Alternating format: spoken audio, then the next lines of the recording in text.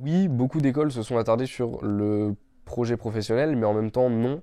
Ça dépendait vraiment des jurys et de ma capacité à répondre à leurs questions. C'est-à-dire que j'ai le souvenir de jurys qui d'emblée me posaient une question très poussée sur mon projet professionnel. Je leur répondais à l'aide de ce que j'avais à leur répondre.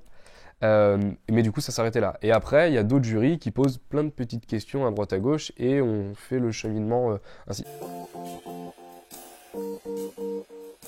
C'est bien de formuler un projet parce que si on n'a pas de projet, à quoi ça sert d'arriver à une école?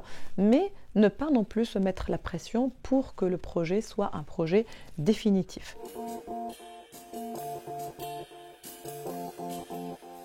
Ce n'est pas pénalisant de ne pas savoir exactement ce que l'on veut faire.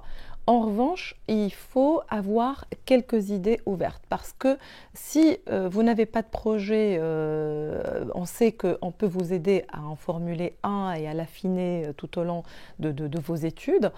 En revanche, si vous n'avez aucune idée sur aucun secteur, aucun métier possible, là on va se demander si vous êtes vraiment là par hasard, si vraiment ce qui vous correspond c'est une école de commerce ou si vous êtes arrivé par défaut.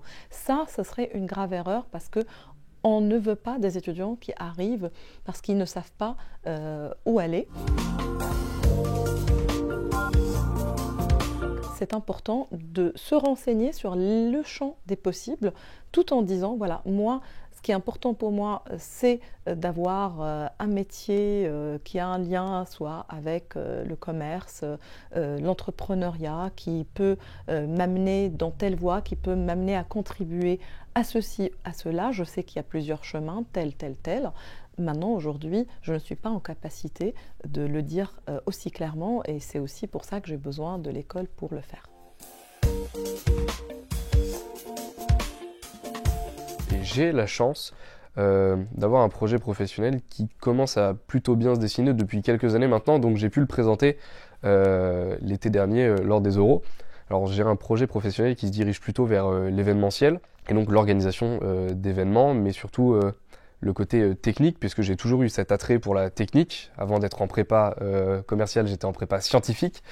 Donc j'ai toujours eu cet attrait pour la technique et donc j'ai pu développer ce projet, en parler, puisque c'est un sujet qui m'intéresse, j'ai de l'expérience et c'est un projet qui aujourd'hui est toujours le même et je continue sur cette voie-là. Ça nous arrive de rencontrer des candidats ou des candidates qui ont l'impression qu'il y a un certain type d'attente, qu'on cherche des portraits robots, qu'il y a des réponses qu'il faut donner. Or, ce n'est pas du tout le cas. Première chose, on n'attend pas un profil en particulier, on veut une diversité de profils. Les bonnes réponses, ce ne sont pas celles que vous pensez être attendues par les membres de jury, ce sont vos réponses de manière sincère à ces questions parce que vous devez incarner ce que vous dites.